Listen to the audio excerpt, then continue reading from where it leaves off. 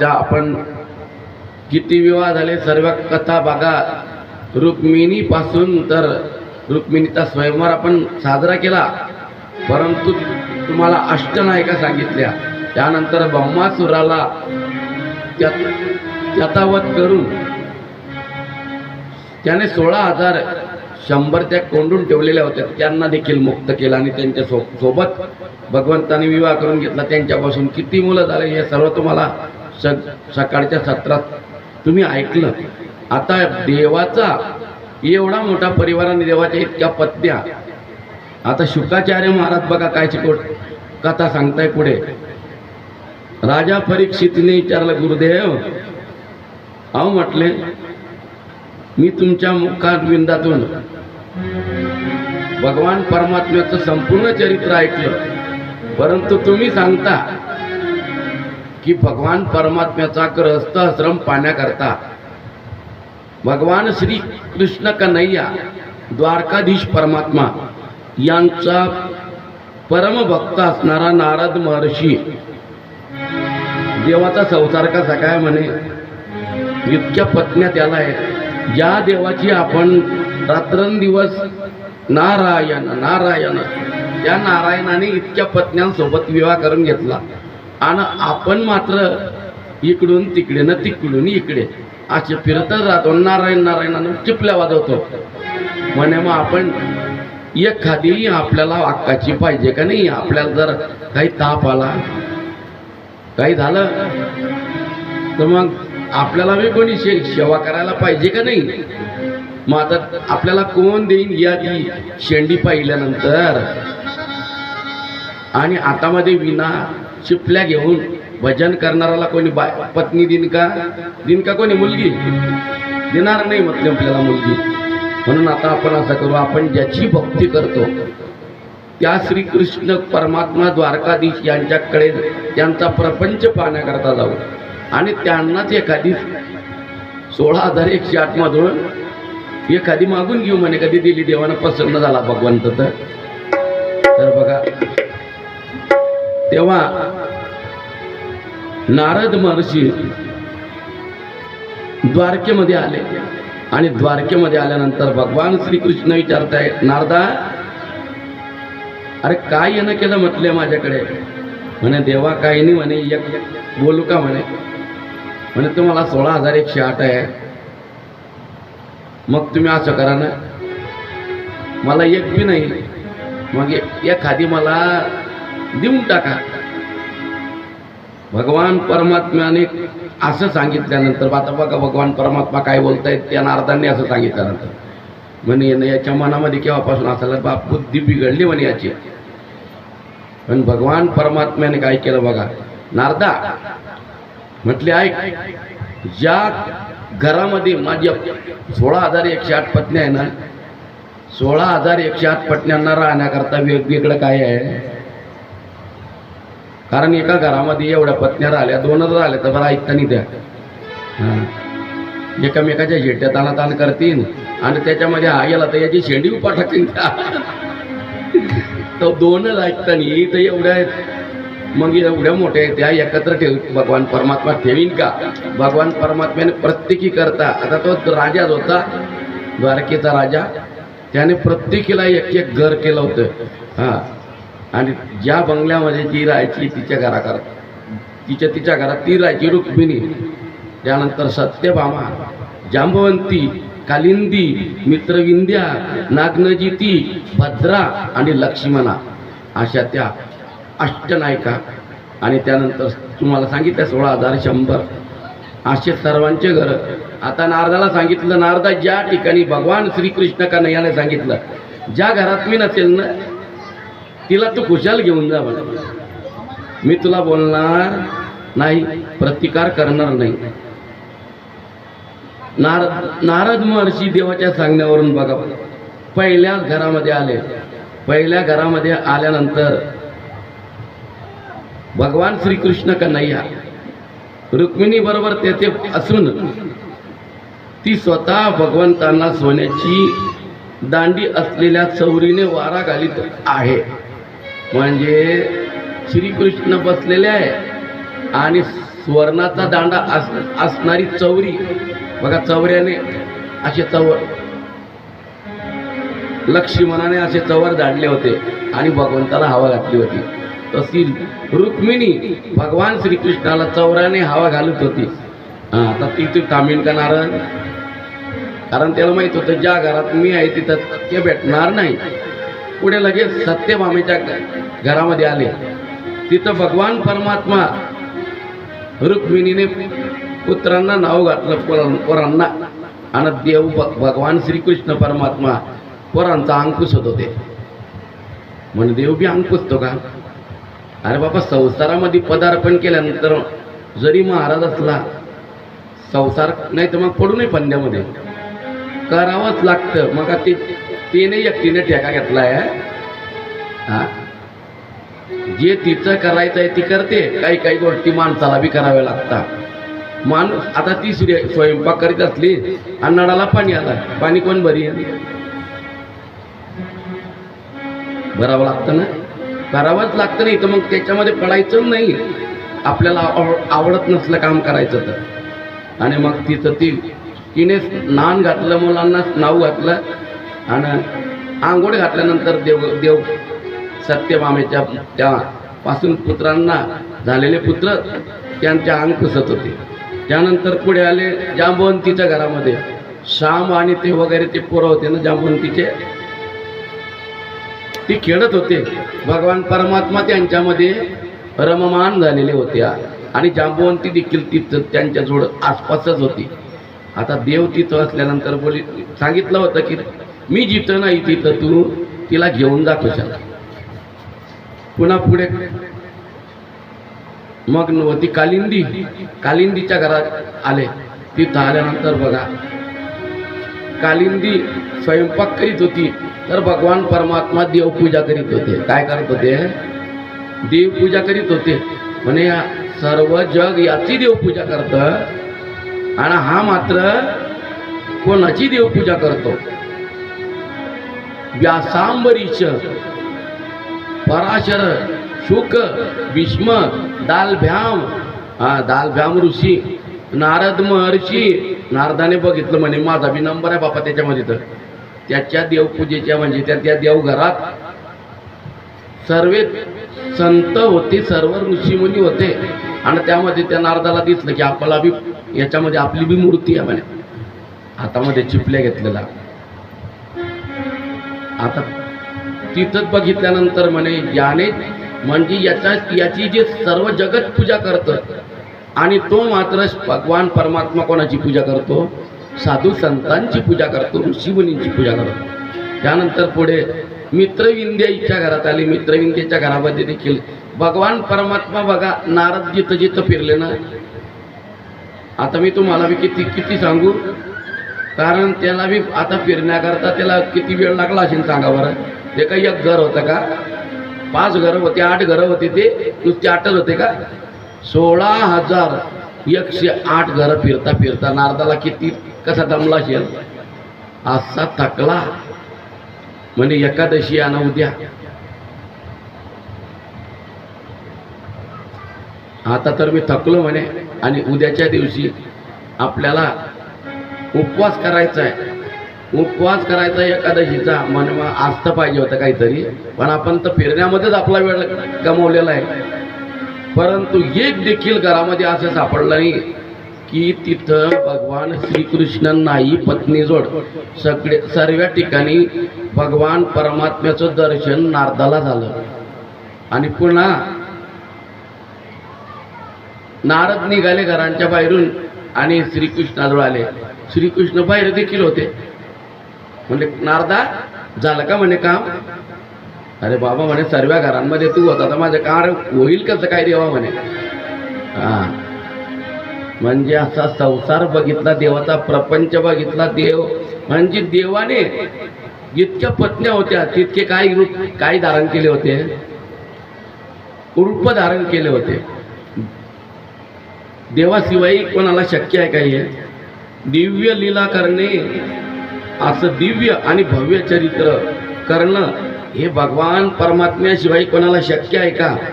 आता आपण इथं बसलेले आहे आणि घरी जर कोणी पाहुणे आले म्हणे ऐका म्हणे घरी आपला तिथं काय राहील, गरिबी हाजरी राहील का आपली, आपला तिथं अभाव राहील.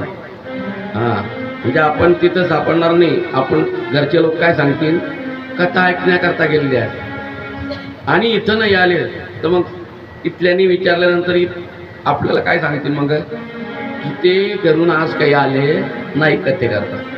म्हणजे आपण एकाच ठिकाणी राहू शकतो, हजेरी एकाच ठिकाणी राहील तर दुसऱ्या ठिकाणी आपली हजेरी लागणार नाही. परंतु भगवान परमात्मा तसा नाही. तो एकदा जनक राजा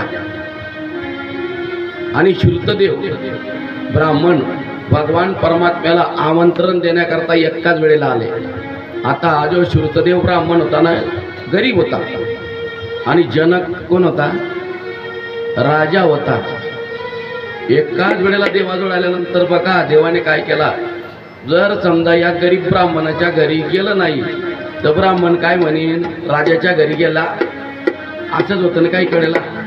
एखाद्या वेळेला खेड्यामध्ये एखाद्या श्रीमंताच्या घरी पहिले जाता लोक, कोण, आमचे महाराज लोक बी निघून जाता केव्हा का. पैशावाल्याच्या घरात घरी गेल्यानंतर गरीब काय म्हणतो, पहा ना महाराज बी कसा श्रीमंताच्या घरी अगोदर गेला आणि आम्ही बोलवतो तर म्हणता का नाही लोक. हां पण ऐका, देवाने तसं केलं नाही. तसं म्हणण्याकरता टाईमच ठेवला नाही. देवाने 2 रूप धारण केले. एकाच वेळेला जनक राजाच्या घरी देखील गेले आणि एकाच वेळेला श्रुतदेव ब्राह्मणाच्या घरी देखील जाऊन त्यांना दोघांना कृतकृत्य केलं, त्यांना दर्शन दिलेलं आहे. होईन का कोणी नाराज? हे कोणाला शक्य आहे? पण देवाला शक्य आहे असं दिव्य भव्य चरित्र करणं. तुम्हाला आम्हाला शक्य नाही. आता पुढे शुकाचार्य महाराज म्हणता, राजा परीक्षिती,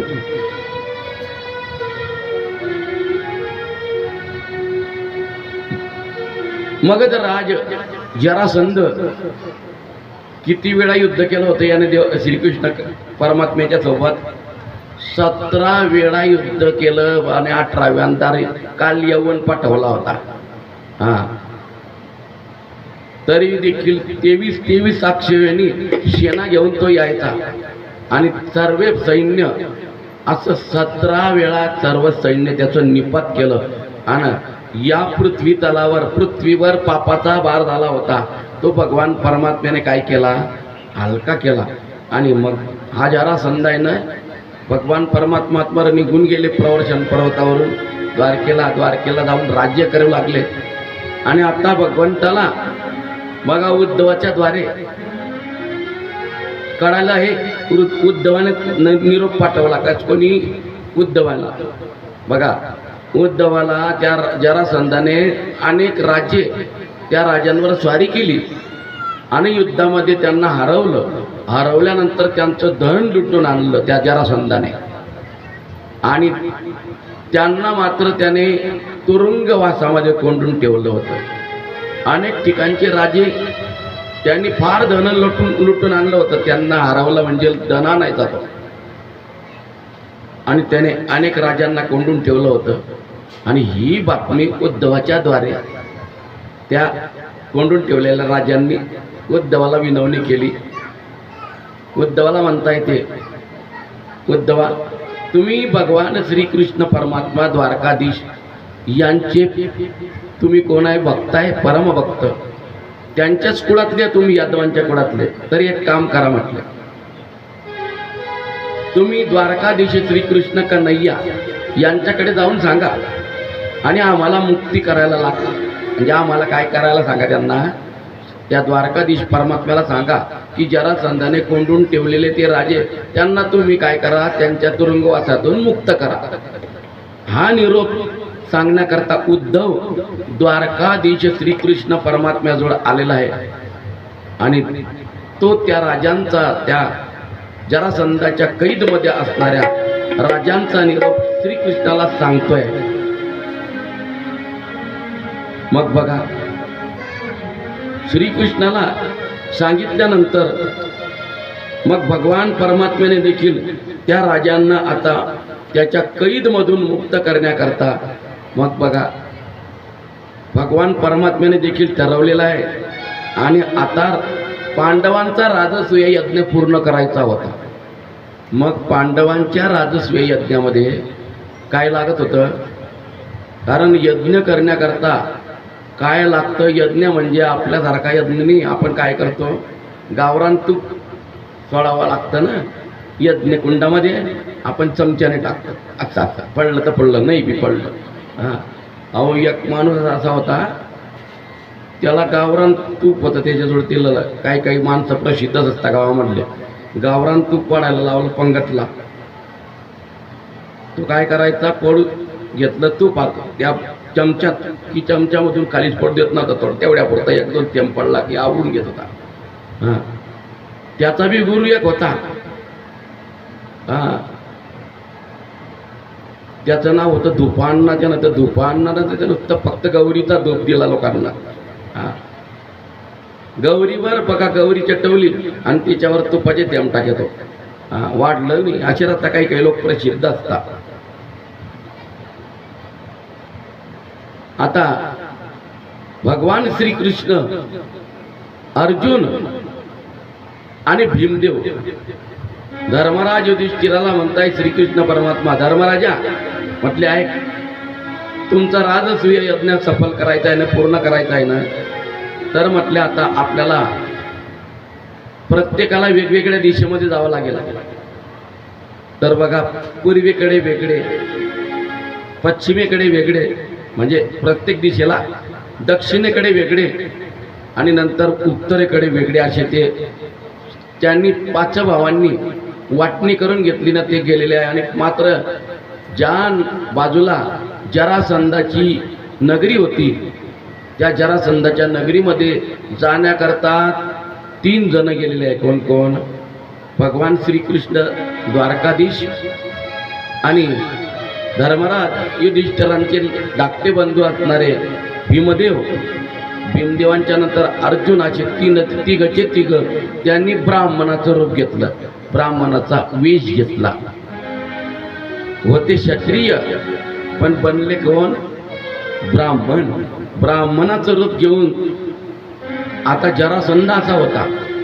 शुकाचार्य महाराज म्हणतात, राजा परीक्षिती, जरासंध असा होता तो ब्राह्मणांचा भक्त होता. कोण होता तो? त्याचं ब्राह्मणांवर काय होतं? प्रेम होतं. आणि यांना बघितलं तिघांना आणि त्याला तो लगेच म्हणतो शिपायांना, त्या 3 ब्राह्मणांना इकडे बोलवून आणा माझ्याकडे. जानवे बघितले यांच्या गळ्यामध्ये. 3 ब्राह्मण आले. पण ते 3 ब्राह्मणांना तो विचारतोय तुम्हाला काय हवाय? जरासंध म्हणतो. त्यावेळेला ते ब्राह्मणाच्या रूपामध्ये आलेले त्यांच्यामध्ये भगवान श्रीकृष्ण बोलू लागले, राजा जरासंध म्हटले आम्हाला जी मागायचं आहे ना ते आम्ही तुमच्याकडनं मागू, परंतु आम्हाला अगोदर काय पाहिजे? वचन हवं आहे तुमच्याकडनं. म्हटले ठीक आहे, मी वचन देण्याकरता देखील तयार आहे. हा पण ते ब्राह्मणाच्या रूपात आले होते. त्यांच्या हातामध्ये हात घेताच त्या जरासंधाने काय केलं? ओळखलं ना, जाणलं ना. आणि तो जरासंध म्हणतोय, हे म्हटले ब्राह्मणांनो, तुम्ही ब्राह्मणाच्या रूपामध्ये आलेले आहे पण तुम्ही ब्राह्मण नाही, तुम्ही क्षत्रिय आहे. कशावरून ओळखला त्याने? कारण ब्राह्मणांचे हात कसे असतात? काय करता ब्राह्मण? बलराम नागराचं मुठ्ठ धरता का? वक्राचं रुमण दाबता का? मग त्याच्यामुळे त्यांचे हात कसे असतात? नरम. आणि आपल्या शेतकऱ्याच्या पोरांचे कडक हात असतात, रट्टे घट्टे पडलेले हात असतात. हां बघा, आमच्या एखादा मृदंग वाजवणारे, तबला वाजवणारे म्हणा, मृदंग वाजवणाऱ्यांचं जास्ती हात कडक असतात. एक थाप मारल्यानंतर पहा तुम्ही त्याच्या हातच कडक असताना वाजून हाताला पकडल्यानंतर समजून जाते की हे कशी वाजवत असतील मृदंग. त्याने त्याच्यामुळे ओळखलं. आणि तो म्हणतोय, अरे तुम्ही ब्राह्मण नसून तिघचे तिघ क्षत्रिय आहे म्हटले. मी तुम्हाला ओळखलं, सांगा म्हटलं तुम्ही कोण कोण आहे. मी तुम्हाला वचन दिलंय, तुमचं वचन मी पूर्ण केल्याशिवाय राहणार नाही, फक्त सांगा तुम्ही कोण आहे. भगवान श्रीकृष्ण म्हणताय, राजा जरासंधा, अरे मी द्वारकाधीश श्रीकृष्ण आहे म्हटले, आणि हा माझा आत्याचा मुलगा मधला, याचं नाव भीम आहे म्हटले, आणि माझ्या कुंती आत्याचा दुसरा पुत्र हा अर्जुन आहे म्हटले. तो हसायला लागला. तो म्हणतो, हसायला लागला तो, कारण तो होता त्यांचा नातेवाईक, मामीचा वडील होता तो. आजोबा नात्याने आजोबा लागत होता, कारण मामीचा बाप कोण लागतो. हा, त्यामुळे तो हसायला लागला. तो म्हणतो, कृष्णा, अरे तुझ्यासोबत युद्ध काय करू म्हटले, तू तर रण चोडाय म्हटले, तू रणभूमीमधून पडत सुटणार आहे, तू पडकुटी आहे, म्हणून तुझ्यासारख्या पडकुट्यासोबत मी युद्ध करत नाही. पण युद्ध बी असं होतं, ते युद्ध म्हणजे तलवारीनं नव्हतं, द्वंद्व युद्ध, दोन जण, तिसराचं काम नाही. हा, आणि हातामध्ये फक्त गदा घ्यायचा, तलवार शस्त्र चालणार नाही, द्वंद्व युद्ध करायचं. म्हटले, कृष्णा तू भित्र आहे, मी तुझ्यासोबत युद्ध करणार नाही, द्वंद्व युद्ध. म्हणे, मग हा अर्जुन? अरे हा अर्जुन का? अर्जुन आहे ना म्हटलं, माझ्यापेक्षा वयाने लहान आहे, आणि माझ्यापेक्षा शक्तीने देखील काय आहे, कमी आहे. म्हणजे तो अर्जुनाला असं समजत होता. आणि म्हटले, हा भीम आहे ना, हा भीम वयाने भलेच माझ्यापेक्षा लहान आहे, परंतु शक्तीने मात्र माझ्यासारखाच आहे, म्हणून मी कोणाच्या सोबत द्वंद्व युद्ध करेल? भीमाच्या सोबत. आता सांगा, त्याने सांगितलं, आणि त्याने वचन दिलं होतं, त्याने सांगितलं की मी भीमाच्या सोबत द्वंद्व युद्ध करेल. आता ते राहिले कुठं असतील सांगा बरं, कारण युद्ध त्यांचं 27 दिवस चाललं, आणि 28व्या दिवशी त्याचा काय झाला, जरासंधाचा वध. तोपर्यंत ते कुठं राहिले असेल? हॉटेलमध्ये का? तेव्हा हॉटेली होते का? अरे जरासंध नातेवाईक होता ना त्यांचा. बघा, सूर्यनारायण उगवले म्हणजे सकाळी द्वंद्व युद्धाला सुरुवात व्हायची, आणि सूर्यनारायण मावळले म्हणजे युद्ध बंद व्हायचं. मात्र तिथंच भोजन करायचं जरासंधाकडे, आणि जरासंधाच्याच घरी झोपायचं, आणि जरासंधाच्या सोबतच गप्पा टप्पा मारायची तिघचे तिघ. मात्र सकाळ झाली की काय व्हायचं, युद्ध सुरू व्हायचं. आता सांगा बरं, असं जर आता शत्रू आला आणि आपल्या घरी राहून तो वास्तव्य करून राहू लागला, तर लोक काय म्हणतील, अरे बघा, त्याच्याबरोबर युद्ध करण्यापेक्षा आता आपण काय करू, त्याला आहे ना जेवणामध्येच काय करू. ही आत्ताच्या लोकांच्या बुद्धी आहे, काहीतरी विष कालवून त्याला आपण मारून टाकू.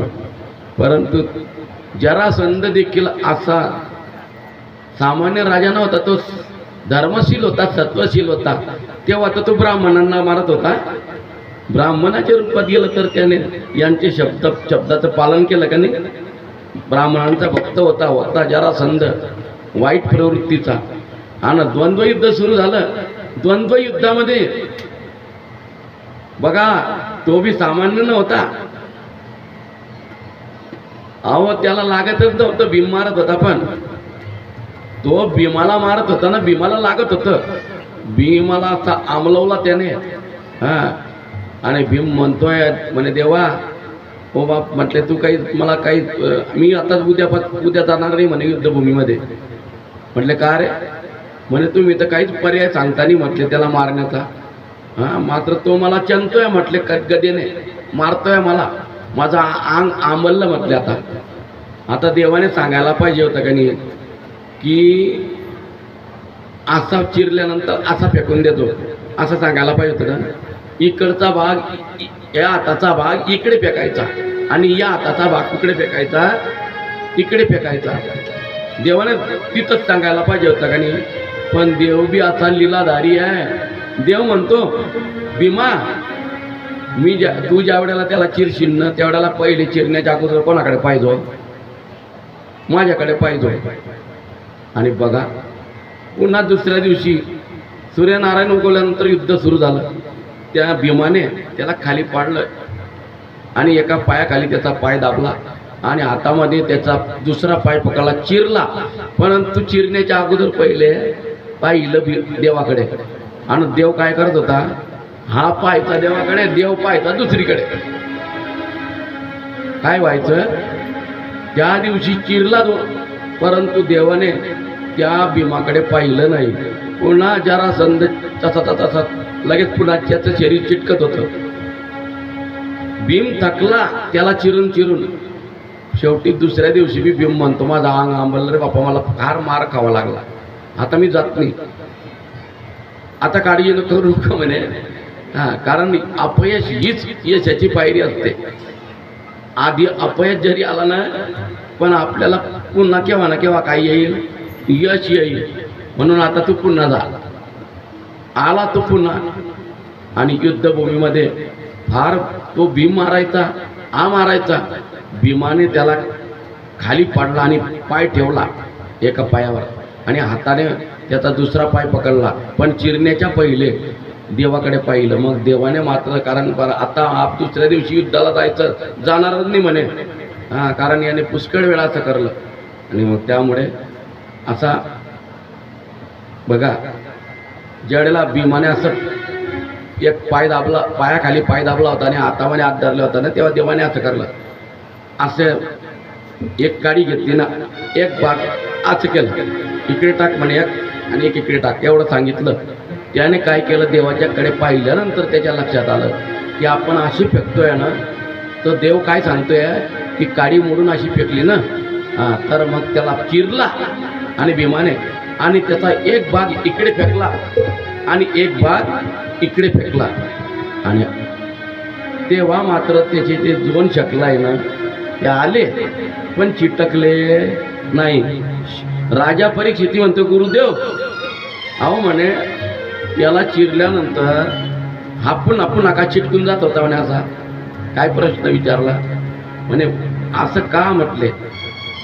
त्यावेळेला शुकाचार्य महाराज म्हणतात, राजा परीक्षिती हा ज्या वेळेला जन्माला आले ना, एक राजाची राणी आणि त्या राणीच्या ठिकाणी हा पुत्र रूपाने जन्माला आला. परंतु तो त्याचं शरीर कसं होतं? दोन शकला होत्या. दोन शकला समजताना एका म्हणजे असं नव्हतं जुळलेलं, अर्ध शरीर वेगळं तर अर्ध शरीर वेगळं. अशा पोऱ्याला कोण तीन घरी सांगा बरं? समजा इथून अर्धा वेगळा आणि इथून अर्धा वेगळा, कोण तीन अशा पोऱ्याला? आणि म्हणून ती राजाची राणी त्याला चिंदाळ समजून त्याला जमिनीमध्ये पुरायला लागली. परंतु तितक्यामध्ये आकाशवाणी झाली, ए राणी ऐक म्हटले, तू राजाच्या गच्चूप, राजाला न समजता तू हे जे कार्य करीत आहे, कर्म करीत आहे, हे करू नको म्हटले. या जो दोन शकला आहे ना, या दोघं शकलांना तू बाहेर जाऊन फेकून दे म्हटले. आणि त्या राणीने ते गुच्चूप दोघं शकला काय केल्या? फेकून दिल्या. शुकाचार्य महाराज म्हणतात, राजा परीक्षिती त्या राणीने त्या दोन शकला फेकल्यानंतर तिथं जरा नामक राक्षसीने आली. आणि ती जरा नावाची राक्षसीने आल्यानंतर तिने त्या दोन शकला घेतल्या आणि आपली जशी चप्पल तुटली म्हणजे आपण काय करतो? सांबाराकडे जाता का नाही तुम्ही? आणि तिला सांधून घेताना सांधणं म्हणतात त्याला. आपण शिवणं म्हणतो, पण सांधणं आपले पूर्वीचे म्हातारे सांधणंच म्हणायचे. तर त्या जरा नामक त्या राक्षसीने काय केलं? ते दोन शकला घेतल्या आणि त्या दोघांना सांधलं, म्हणजे जोडले त्यांनी. त्या जरा नामक त्या राक्षसीने ते दोन जे शकला होत्या ते काय केल्या? जोडले एकामेकाला. म्हणजे त्यांना डाग दिला. डाग म्हणजे शिवलं वा. आपण देखील जर फाटलेला असला, दोन भाग झालेले असले कपड्याचे, आपण काय करतो? घरीच्या घरी काही शिवून घेतात. तसं त्याला जॉईंट केलेलं आहे. आणि जॉईंट केलं ना, तिचं नाव जरा, आणि तिने सांधलं म्हणून त्याचं नाव काय पडलं? जरासंध.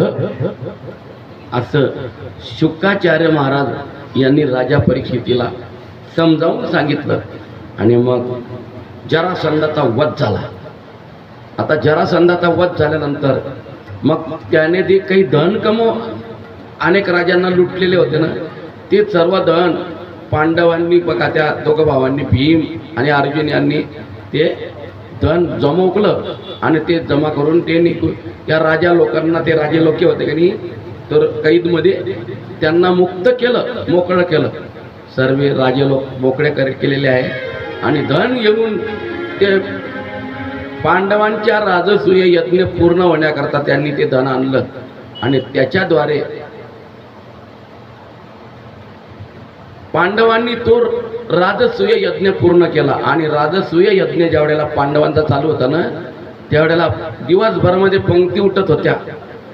पंक्ती उठायच्या, जेवण करायचे लोक, आणि पानं कोण उचलत होता हो त्या यज्ञामध्ये, राजसूय यज्ञामध्ये?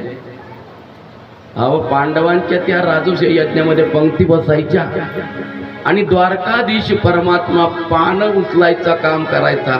आणि लोक म्हणतात, महाराज लोकांना मी सांगता, बरं लोक गाव पंगतमध्ये कधी बसेल असले तर काय करा, तुम्ही तुमचे पानं त्यांनी त्याची जबाबदारी उचलून घ्या.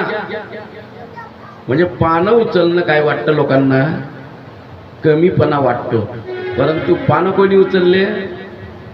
साक्षात परब्रह्ममूर्ती वैकुंठाधीष विश्वाचा जनिता असणारा भगवान परमात्मा द्वारकाधीश कृष्णाने पानं उचलण्याचं काम, उठावडी काढण्याचं काम केलेलं आहे. मग आपण कोणत्याही हिशोबात लागता, पण आपल्याला असं वाटतं की आपण भलते मोठे आहे. देवाच्या पेक्षा मोठं तर कोणीच नाही ना.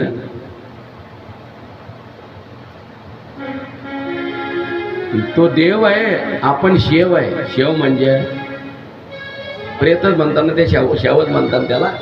हां, असा प्रकार आहे. प्रत्येक मेल्यानंतर त्याला शेवच म्हणणार आहे. शेवपेटीमध्ये ठेवा याला.